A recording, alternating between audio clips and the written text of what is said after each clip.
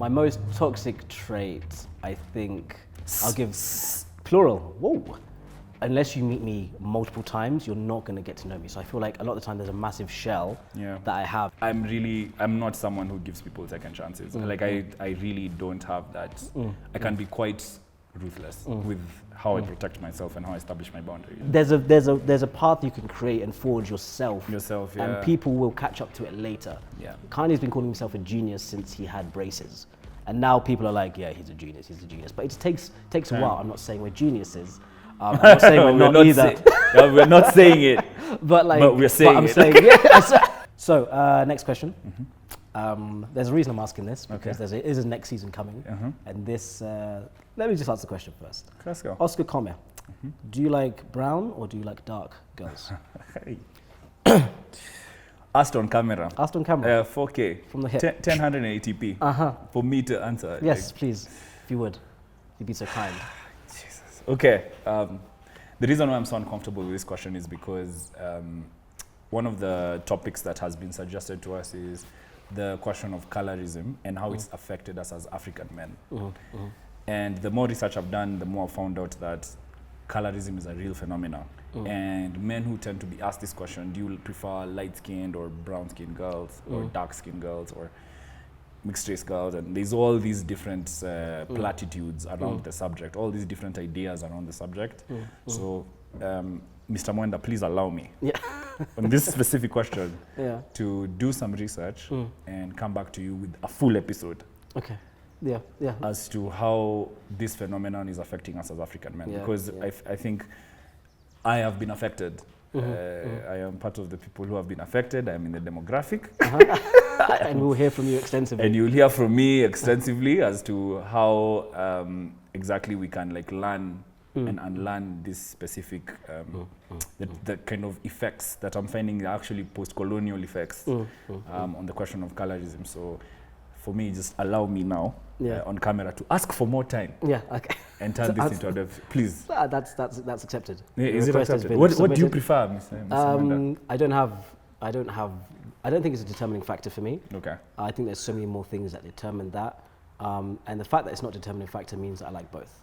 Okay. So, Good answer. Yeah. Good answer. I'm telling you. I think both of us have covered that. Yeah, but I'm very excited. It came up in one of our lives, and we realized this is a whole episode for sure. Yeah, so we are doing a lot of research, and the numbers are appalling. But we will save it for the episode. Yeah. Next question. What has been the best thing about having guests on Mantalk? The best thing about having guests is when I'll give context. So when Corona happened, and I was in the UK, you were here. All of our episodes were me and Oscar, and it was brilliant, and I enjoyed myself a lot, even though it was virtual, right? But there's only a certain place you can go with two minds. There's only a certain depth you can go in certain topics when it's two perspectives. When you bring somebody on, we get the opportunity to actually be an audience member at the same time and learn, and then be that vehicle where their story can be told. So for me, having somebody sitting down, telling a story, telling their insights, learning live on camera, and then honing my interviewing skills it's been bliss. Also, I feel like as well, it's not as monotonous as having these two very handsome men in front of a camera. Like having somebody, having somebody else there, it breaks up the pattern, and it gives also more value to the audience members. And the other thing on that is just collaboration has been a massive part of that too. So that's what I've enjoyed the most. There's a Bible verse that goes, as iron sharpens iron, so does man sharpen man.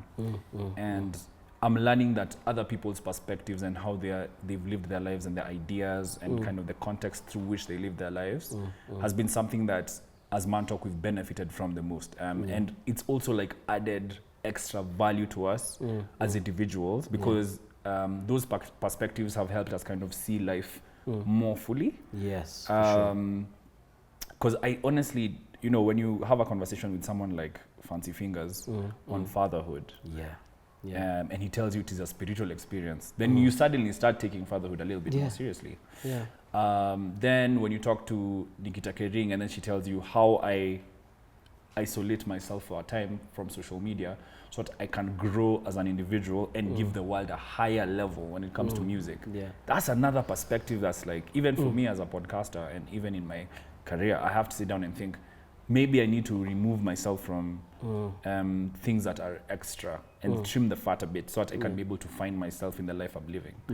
So, you know, perspectives like those have really, really like sharpened my perspective on life and how I'm experiencing life. And as much as like our personal relationship grows when we do one-on-ones, I think having someone even in the middle of us who tells us what they hear, you get what I mean? When we speak, you know, and the contrasts between our personalities and our experiences and our responses to the questions we pose to each other is something that's been very rewarding. For sure. Even for ourselves, like we take feedback. Amazing. So that's and of course the networks. That's something that has to be said. Do both of you seek therapy as a form of healing and growth? If so, how was it / how was the experience? So if you had therapy, how was it? And do you use it to heal? I haven't been in therapy for years, man. Like, but I can tell you the time when I was the thing that my therapist told me was that she told me, listen, you're not here to grow out of the pain.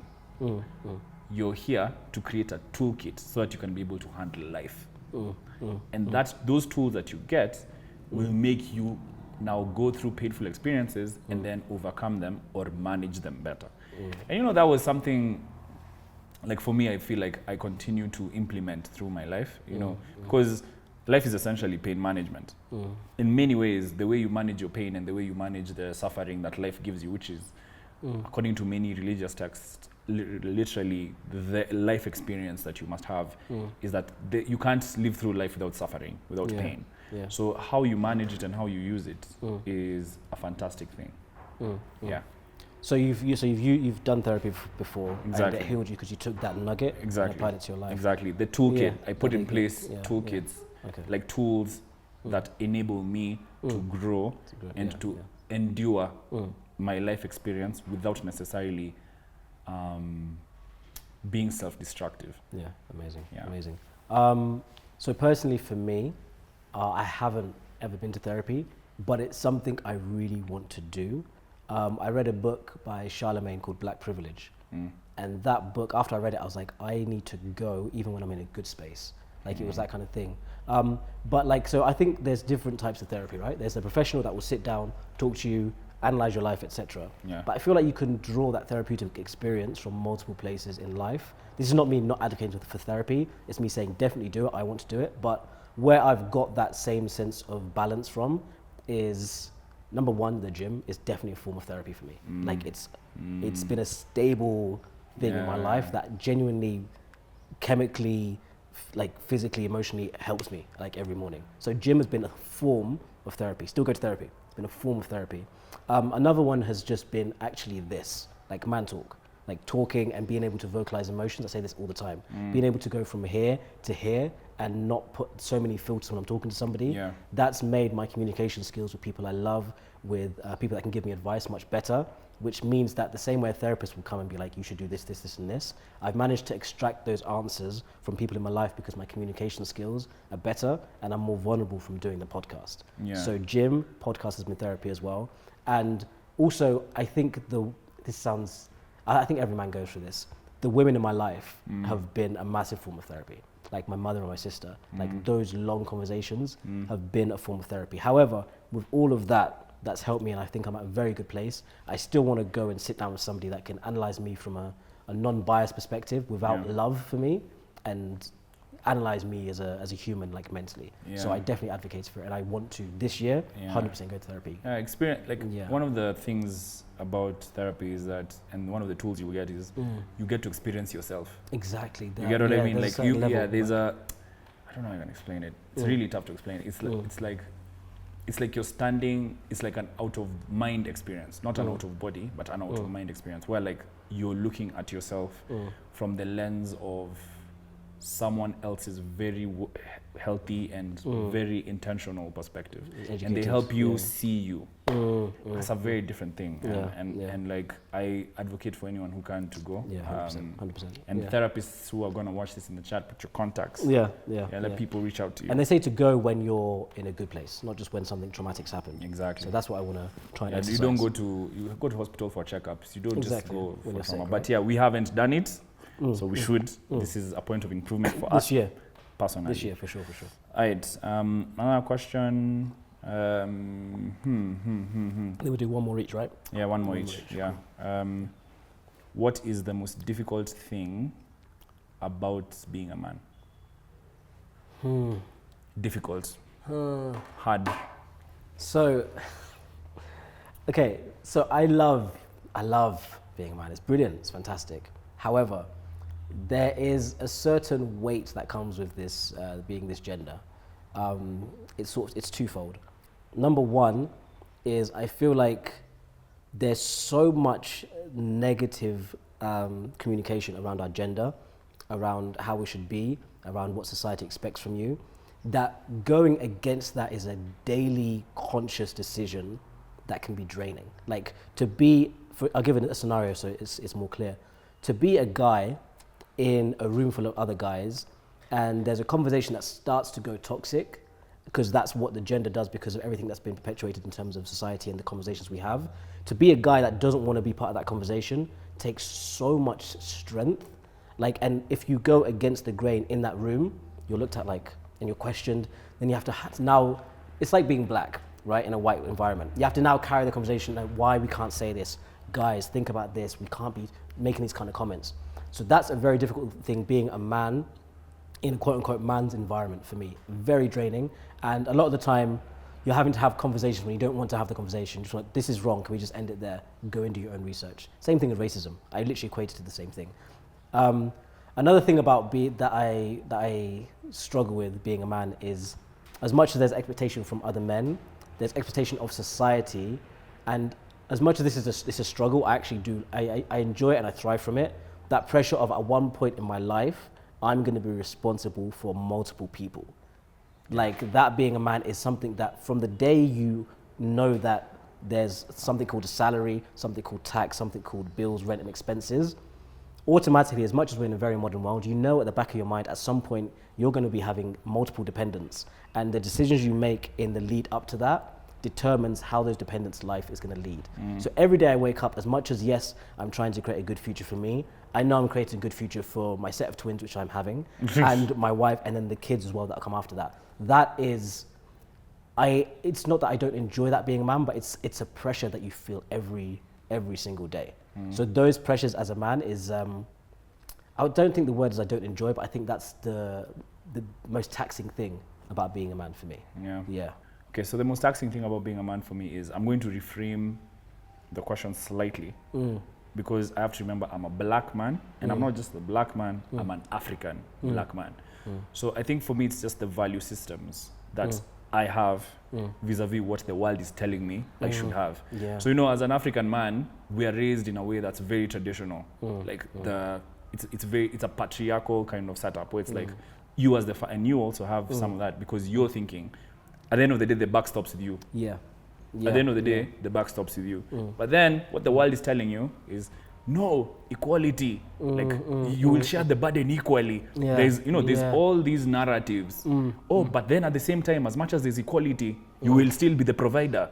As much as, you know, like what are we really getting at? And like, you know, as a man, it's like, tell me, because I'm at the formative stages, we've been at the formative stages of our lives. It's like, tell me what it's really about. And because the area is very gray, people aren't pouring in a perspective that necessarily uplifts society. It's a perspective that is based off of their own trauma and life experiences. Facts. You get what I mean? It's not based on, like, this is more efficient. This is how, you know, so society's been working in hierarchies since the beginning of man. But when you say it, no, that's a patriarchal thing to say. Hold up. But the science is showing it.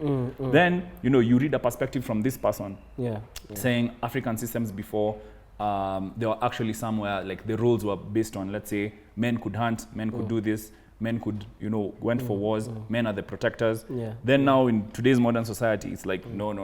Men are no longer the protectors, because women are the ones who are also equally able to bring in the same, you know, weight in terms of provision. But then at the same time, you know, it's like, stop, that's a good idea. But then at the same time, provision still remains with the man. So like, where is what's really the truth here? Sorry to interrupt, because it's perfect what you've just said. I was listening to, I think it was a book or article, and they were saying that the problem we have in a lot of the topics of society is that we can never find a middle ground. Yeah. And what's key about the moment we're in life is that we're in a transitional phase, because everything Exactly. is a transition. Exactly. And we're in the phase where things are changing and both can exist, but you have to somehow pick a side. And if you seem to dabble on this side, people say you completely disregarding my side. Yeah. But there's a happy medium that people miss. Yeah, a lot of the time. it's not even about people missing. It's like when you take a happy medium, like for example, for what Mantalk we're doing, we've taken the happy medium. It's like you don't have to you don't have to exclude others from the conversations that you're having. Yeah. Make it more inclusive so that your perspective can be bigger and richer. But then there are people who will say, no, that's not good enough. Like we need a space that's ours. It's like, where is it? Like as a man, like what exactly are we saying to the young men in society today? What are we telling them? Because there's so many dissenting opinions and dissenting points of view that me I've experienced also as a guy, that I often sit down and I'm like, nah, like how I'm going to live through my life is based on my perspectives and my experiences, and I'm going to define what masculinity is for myself. I'm not going to wait for everyone else to come and tell me what masculinity means, what it means to be a man, what it means to lead a home, what it means to be spiritually aware of yourself. No. That's a determination that I've taken and I've had to make it myself. And that's a very, very difficult thing, because what masculinity means to me as a man is not necessarily what it means to you as a man. And it might make you very uncomfortable, and that's your call. But then at the same time, it's like, I live my life that way. You know what I mean? You can take the nuggets of gold that come from it and discard what you find is not important. But then don't impose your point of view on me, because you don't know my perspectives. You don't know what my value systems are. And a lot of, I have a friend of mine who's Kenyan, but raised in America. And he said he can't identify, and he's Meru, he's from my community, he's my cousin. He was raised by a Veru Meru mother, you get, and he was raised by a very like African Kenyan father. So his value system is very Kenyan. It's not Black American, it's very Kenyan. You get what I mean? And like the way he sees life when he's over there as a man is very difficult, because the African American way is based on negative things they went through in their history, like slavery, like the racism, which is all very valid. But his perspective is like, you are a descendant of two chiefs. You are meant for great things. You are meant to grow up a certain way.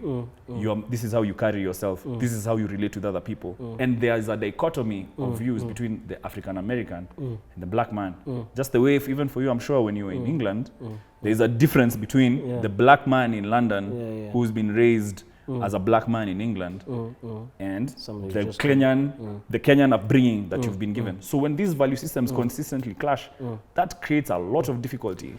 But you know, I challenge that, right? I challenge that, because as much as, yes, these two polar views clash, etc., but I think the one thing that brings a positive change in any society is when two extremes meet, and they have to find a way to coexist, and they have to learn from each other. So as much as like the comment you said was when, you know, don't impose your view on me, I feel like one of the best things someone can do is bring you that POV to challenge your one, make you question it, and it will either drift you to their side, make you consider it, or further enforce yours. But I think without that kind of, that friction, you don't come to a conclusion that's based on two extremes. And I think that's what we've seen this happen, and that's why I'm talking about the happy medium. I think we've seen this happen in so many aspects, like in America, like with wars, like everything is to do with two ideas clashing, and what happens at the end of that is normally the healing process is a result of both of those compromising. That's why I think, like I would say, as much as yes, the two opposing opinions can be toxic, I think it's the best thing to ever happen. Having a conversation with somebody that thinks completely different with you, I think it's one of the best things. I agree, but then it's the approach, isn't it? Because you educate, you don't impose, you educate each other on where your views are. Whereas society is imposing views of what masculinity is on each other. Educate each other on your perspectives. Let there be that middle ground where it's like, this is what I'm seeing, show me what you're seeing, and let's learn and grow together. But if that's not happening, suddenly you're seeing black men podcasts are a negative thing. I think it just takes everybody conceding slightly on both sides to be able to actually come to that agreement. But that environment needs to happen. I always need it. You need a little bit. A little bit. Go viral for the wrong things. We have, wow. We have like 5 more minutes. Let me do my final question. Right? Okay, let's go. We need a banger for this question. We Alright. need an absolute banger. Go. Do men experience loneliness when deliberating, when deliberately being single? It was misspelled. And what are some ways to deal with it? How do you deal with loneliness when you've made a decision to be single? But loneliness is not a consequence necessarily of a relationship or singlehood. Loneliness might be a consequence of a myriad of things. At least that's in my own life experience. I'm not a therapist. Completely agree. Like, recently, especially in my life, I have begun to fill my life with things that are more interesting to me. For example, I recently took up fitness, right? And I told you this, I am starting to enjoy it. Yes. This is not... It's quite bizarre. This is not normal. I'm starting to enjoy the fact that like I can like improve myself and improve my body, and I'm trying to create a relationship with my body. Yeah. That's new. And I remember one morning I woke up and then my body was like, bruh, what's up? Are you working out? Are you going to put me through what you put me through yesterday again? I was like, listen, bruh, I don't care if you don't like it. We're gonna do it. Go. I can hear Eric smiling in the background. Yeah, you hear that like that relationship with your body. Yeah. Essentially, is creating a relationship with yourself. Facts. You get what I mean? Yeah. And like it's the same thing for like when you're reading books or like when you're listening to like Will, the book that we've been both like harping about the whole season. You start to create a perspective that is personal. Away from like the author, because you know the author has his POV, but when he says something to you and when he tells you he met Nelson Mandela and how Nelson Mandela, I'm not going to spoil the book for you. I'll watch that. But Will Smith, in case you see this, we are loving what you've done. But like the perspective of someone meeting an impactful person in their life and you interpreting that perspective based on your own life experiences creates yet another personal relationship with yourself. So by the time you're getting lonely, that loneliness for me I've come to realize is a source not of not being with someone, but it's a source of not necessarily creating a full life for yourself. Dude.